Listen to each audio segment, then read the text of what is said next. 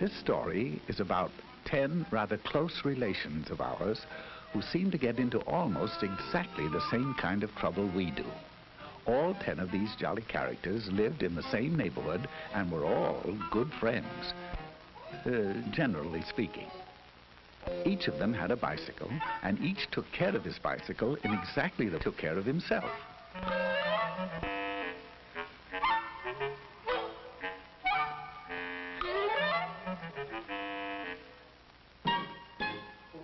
One day they held a group think and decided to have a picnic in a little park just 9 blocks away. Now that doesn't sound far, but a lot can happen in 9 blocks, right? Well, sound off out there. I said right? Right.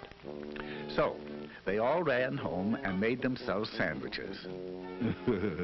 I know that doesn't sound too likely, but of course, human.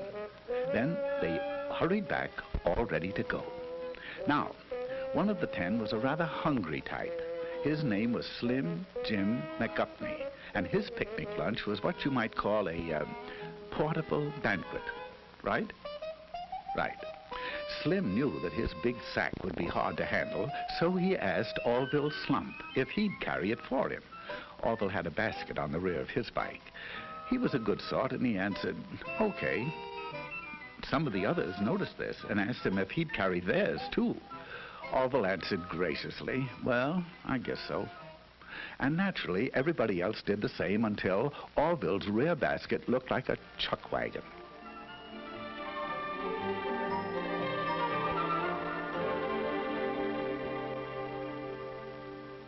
At last, they were ready to go, and at a given signal, they went.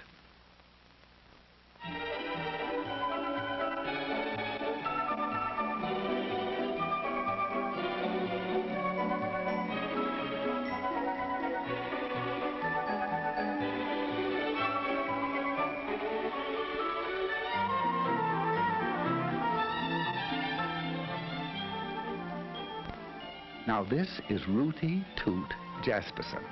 He had the newest bike in the bunch, and he was as proud of it as he could be. He made it a point to get in the lead, and there he intended to stay.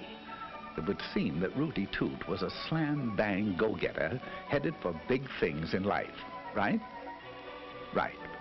But when you have to be first all the time, there are a few things you find you don't have time for. Such things as making hand signals. Oh, he knew very well that bike riders are supposed to signal just like auto drivers. Hand down for slow or stop.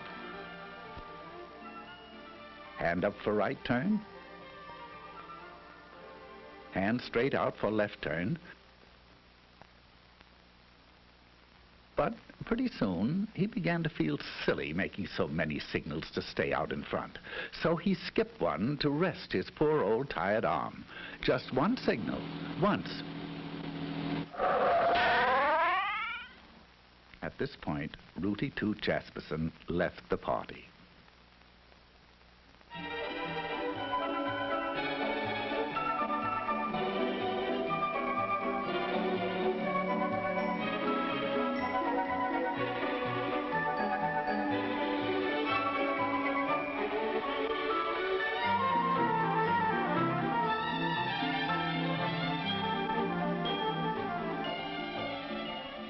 This charming little thing was actually christened Tinkerbell McDillingfiddy.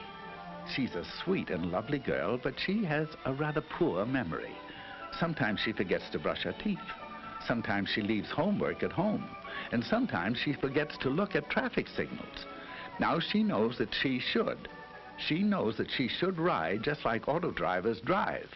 But she's so busy being happy all the time that her little thoughts tend to wander and... Oh, dear, dear, they're wandering again. Here she goes.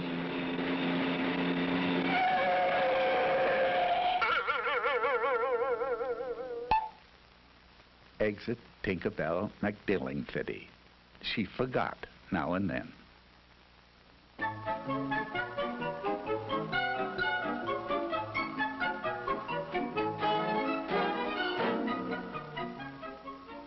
Now, let me introduce Philip Flugel.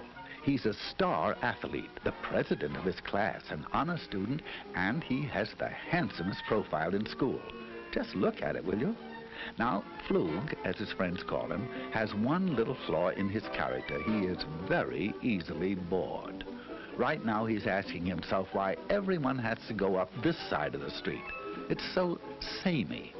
So, proving that even a class president can make mistakes, he decided to ride against traffic. Oh, he knows that auto drivers never do this, and that he should follow the very same traffic rules.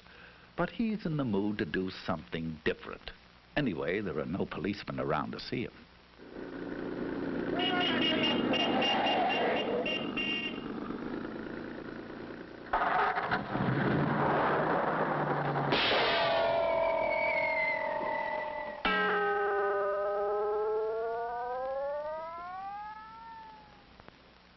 Philip Flugel is no longer bored.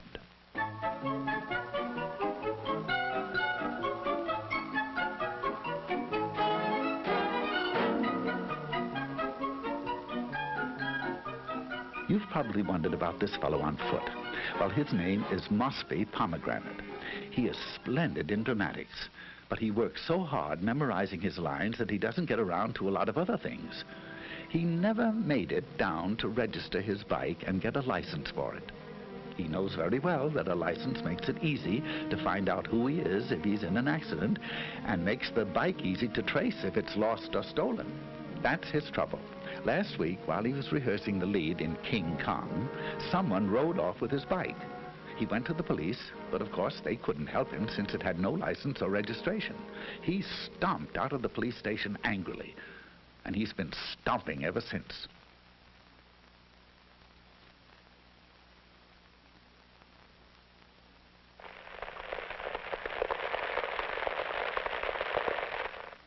Farewell, Mosby Pomegranate, victim of fallen arches.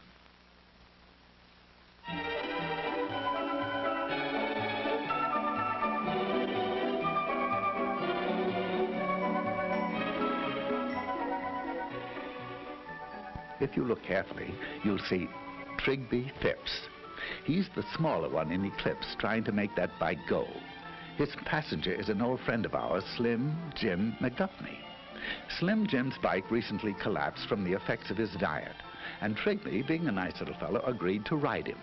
Now, he knows that no auto driver would drive with a passenger in his lap. He also knows that you can't see ahead very well with someone on the handlebars, and that you can't control the bike well, and that you can't make signals either. Furthermore, it is tiring. Right? Right.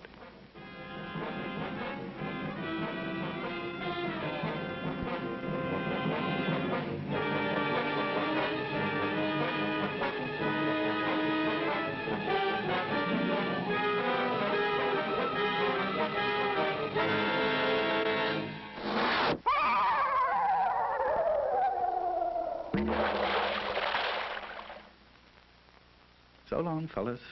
There seems to be a flaw in the buddy system.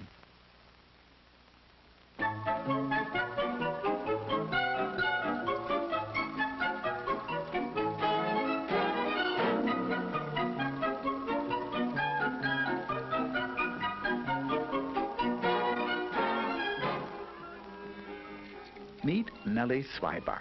She's as nice as can be on foot.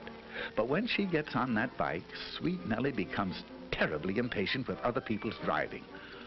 Although there are only a few left now, she's having trouble sharing the street with them. So Nelbert is about to make a decision she'd never make if she weren't angry. There she goes. There she goes. She knows that riding on the sidewalk isn't allowed in her city and many others, and that even where it is, pedestrians always have the right of way. But Nelbert's upset, and she'd like to know just one good reason why she shouldn't take over the sidewalk all to herself.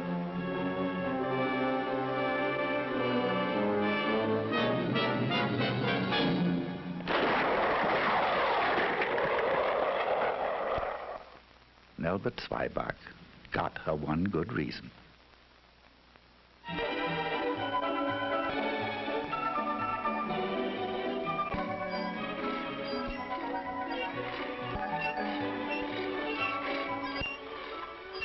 Those noise of transportation of Filbert Bagel.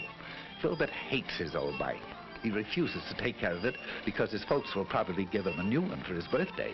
He can't see any reason for taking care of a heap of junk, even if he made it that way himself. He will in a moment, though. You see, he doesn't know it, but he'll find out that there's not a shred of a brake left.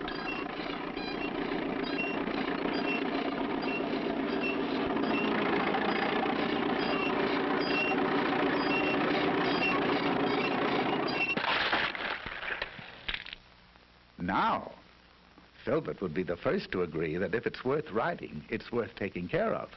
Right? Right.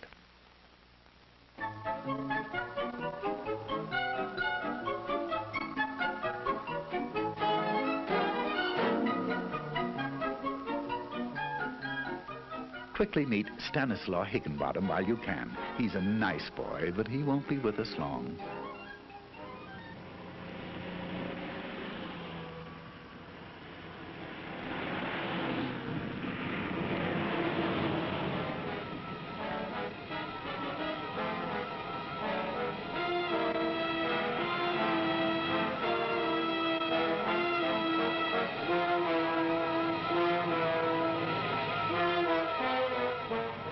You are now looking straight at Stanislaw Higginbottom. He has neither lights nor reflectors.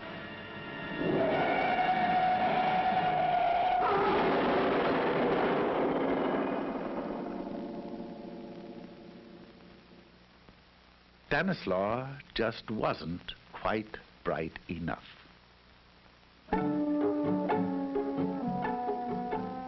All of which leaves Orville.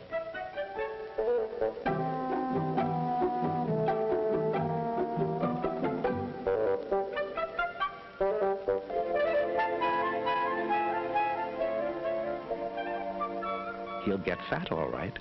And here's why he ended up with all these groceries that he doesn't really want. This was Rooty Toot Jasperson. Maybe you remember why he didn't make the picnic. He didn't signal, just once. Do you recall Tinkerbell McDillingfiddy? She forgot to watch the signals, just once. And good old Phil Flugel, he rode up the wrong side of the street, once. Mossby Pomegranate was the walking one. He didn't get around to registering his bike and getting a license. It would have taken him only a few minutes. The small one was Trigby Phipps, and his passenger was Slim Jim McGuffney. They rode double into trouble. Who can forget Nelbert Zweibach? She wanted to know one good reason why the sidewalks didn't belong to her. Then there was Filbert Bagel. He didn't take care of his brakes, so they didn't take care of him. And good old Stanislaw Higginbottom. No lights, no reflector, no Stanislaw.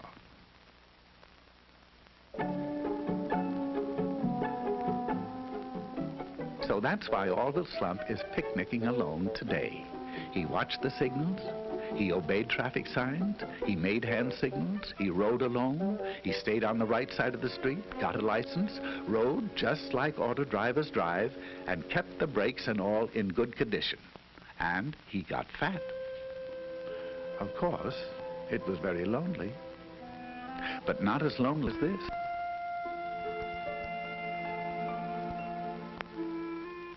But then, as anyone can plainly see, he wasn't a monkey, right? Now, that sounds as if you really mean it, right?